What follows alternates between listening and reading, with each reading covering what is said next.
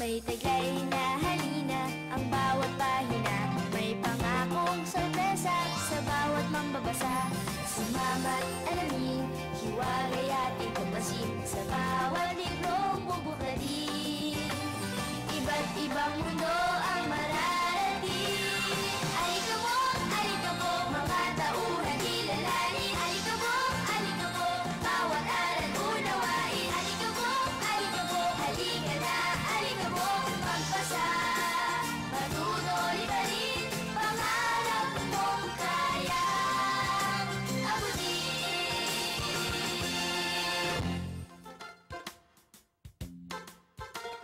Sige, salamat ha. Tumalit! Paalam! Nagmerienda ka na ba, Apo? Tapos na po la. Ano ba ginagawa mo dyan? Sinusukat ko po yung taas ko. Nakakainis, wala pa rin po pagbabago eh. Ano ba nangyayari? Bakit ganyan na naman ang mukha mo? Ang yayabang po kasi ng mga klase ko. Ayaw po nila ako isali sa gawang base. Bakit daw? Dahil daw po maliit ako. Baka daw po pag nagtakbuhan, matapakan nila ako. Aba, hindi naman tama yun. Wala naman sa liit o tangkad ang kakayahan ng isang tao, ah. Yun nga po ang sabi ko sa kanila eh. O anong sabi nila? Wala. Ayaw pa rin po nila ako isali sa gawang base. Nakakainis. Bakit ba ako pinanganak na maliit eh? Aba, hoy, Jomel, walang malaking nakapupuwing, ha? Nakalimutan mo na ba yung binasa nating kwento kahapon? Ito yun o, yung tungkol kay Karankal. Di ba? Yung bayaning isang dangkal?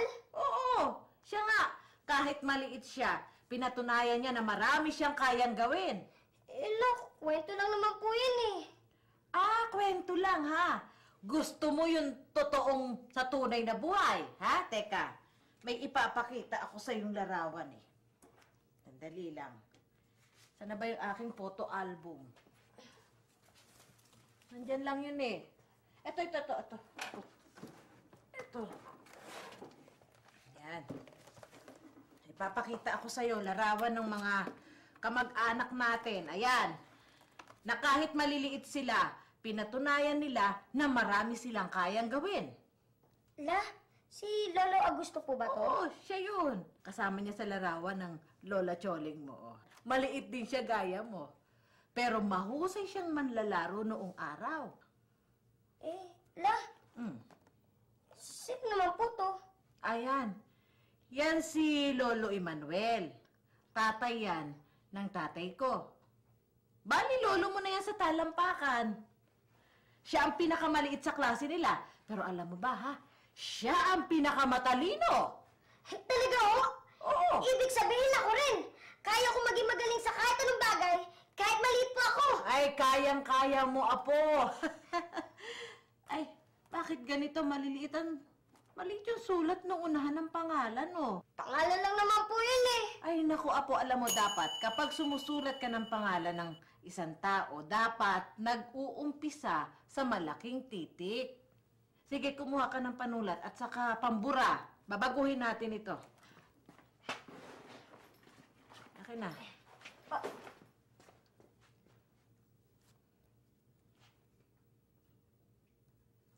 Ayan, tama na la. Teka la, sino naman po tong babaeng to? Ako yan, pagmasdan mong maigi yan. At saka eto, oh. La, bakit maganda po dito? Salbahe ka.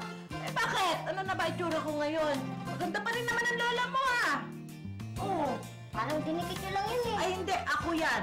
Kaya lang naman ako nagkaganito dahil sa konsumisyon sa'yo, eh. Pare, Oh. nakalimutan kong supli mo. Ay, naku. Hello, Salamat. maliit!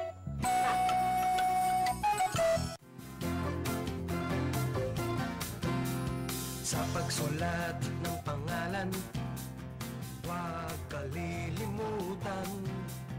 Tao at lugar man, sa malaking titik iyong simulan.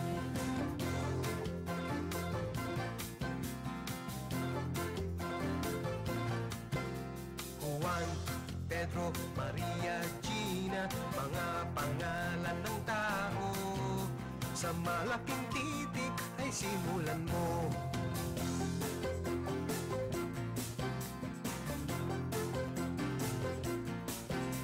Luzon, Visayas at Mindanao, kahit lugar na di pa napuntahan, malaking titik din ang nasa unahan. At kung ika'y susulat ng pamagat, pangungusap o balutod ng tula, malaking titik dapat ang simula.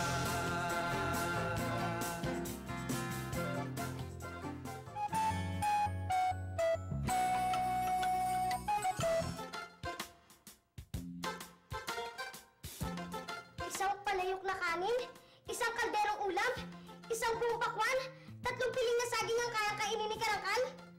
Eh bakit hindi pa rin siya lumalaki? Teka, mukhang kilala kita. Di ba ikaw si Karangkal? Ang bayaning isang dangkal? Ako nga! Eh, ang liit mo naman pala talaga eh. Hoy! Huwag na huwag mo akong pamalitin, ha? Ano gusto mo, ha? Ha? Ha?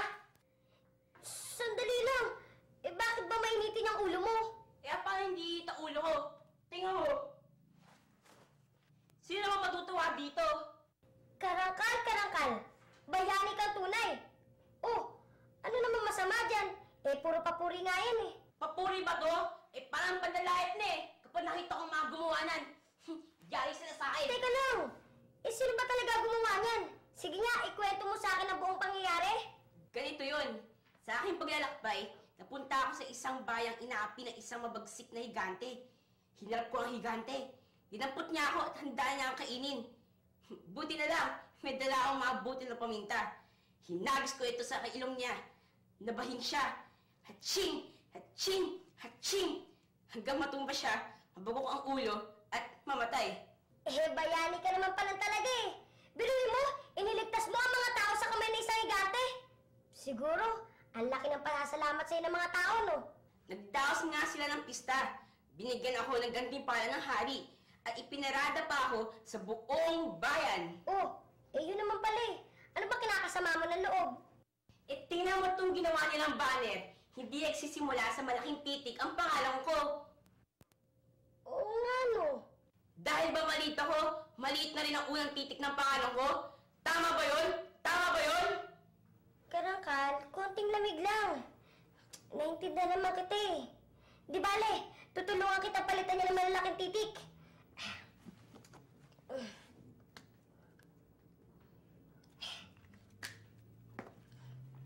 O, ayan! Karangkal, Karangkal! Teka, nasabi mo na ba sa mga tao tunay mo nararamdaman? Hindi. Oh, eh paano naman yun? Alangan mahulaan nila yung nararamdaman mo. Kung sa bagay, dapat nga sabihin ko sa kanila ang tunay ko nararamdaman na naiisa ko sa kanila. Para malaman nila ang wastong paggamit ng malalaking titik. At para hindi na nila ako mamaliitin. Kaya kung ako sa'yo, babalik na lang ako sa bayan ko. O sige, tuturuan ko na rin yung mga tao doon na maging sino ka man, bata o matanda, matangkad o mababa, ang pangalan mo'y dapat sisimulan sa malaking titik. Tama! Karangkal, Karangkal! Bayani kang tunay! Kahit ang taas mo ay iisang dangkal! Kaya nga lang, papuri ba yung panalait? Tayo na ka pa, ha? Ano gusto mo, ha? Ha? Ha? Ay naku, Karangkal! Eh, ang kulit mo naman pala talaga eh! Pati ako, naatsig na sa'yo eh! Hash! Karangkal? Karangkal? Karangkal! Karangkal! Nako! Lagot! Ako si Tikboy. Ay, may mali sa pangungusap. Dapat nagsisimula sa malaking titik ang pangalan ng tao. Ayan, ako si Tikboy. Nakatira ako sa Bicol. Ay, may mali ulit, Tikboy. Nagsisimula rin sa malaking titik ang pangalan ng lugar. Ayan, nakatira ako sa Bicol. Ako ay 10 taong gulang. Ay, may mali na naman, Tikboy. Tama, nagsisimula rin sa malaking titik ang simula ng pangungusap. Ako ay 10 taong gulang. Laro tayo! Laro tayo! Tama! Tama ang pagkakasulat ng pangungusap, Tikboy. Ha? Ano? Laro tayo. O sige, tara.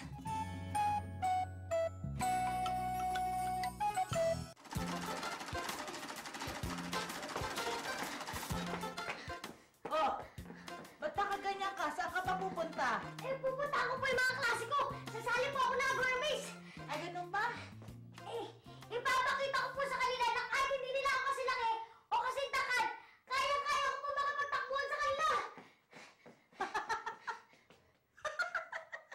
La? Tinatawanan niyo po ba ako? Ha? Ay, hindi! Hindi po yata kayo naniniwala sa akin eh. Aba, syempre naniniwala ako na kaya mong patunayan sa mga kasamahan mo na hindi ka nila pwedeng maliitin. Ba't ako pa rin po kayo natawa? Kasi naman, Apo, tignan mo naman yung pangalan mo sa likuran mo. Oy, nakasulat dyan na pangalan. Mali eh. Nagsisimula sa maliit na titik yung J. Ho? O sige, tignan mo. Para maniwala ka. Ay, nako. Oy, di ba? Oo nga no. Nagsisimula sa maliit na titik ang pangalan ko. Tapos mali pa ng baybay. Junel? Ha? Jonel? Oh, tignan mo na. Pati pangalan mo, mali. Imbis na Jomel, naging Jonel. Ay, nako. Sino ba gumawa ng uniforme niyong yan, ha? Tao pa kayo ng tao eh. Kasi naman akin na nga. Nang mapalitan ng malaking Huwag na titik po la. yung J. Pentel na lang po. Ay, hindi. Matutumihan. Sandali lang naman eh. Baka mahuli na po ako sa laro namin eh. Baka pagdating ko doon tapos na sila maglaro na Agro Base. Sandali lang ito. O di bali na. Mag-practice muna ako dito. O, sige.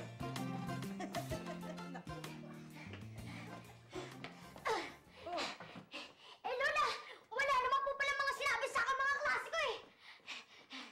Nilampaso mo ba silang lahat? O naman po. Akala po nila porket maliit ako, mabagal ako tumakbo. Sila pala itong mga mabagal tumakbo eh. Lataw po sila lahat sa akin. Aba! Ang galing talaga ng apo kong si Jonel! Lola naman eh. Nakakasar pa po kayo eh. Ay, pero na, ito yung ginawa ko kanino. Paano? Uy, dahan-dahan! Oh, tama na yan! Uy, pagod ka na! Papahinga ka na rin. Oo nga na eh. Pawis ka na!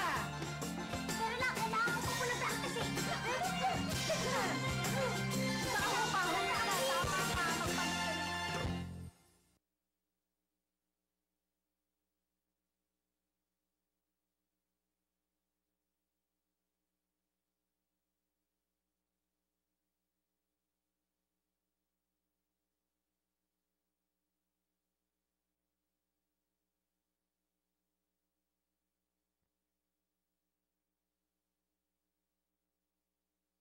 Stay at home. Researchers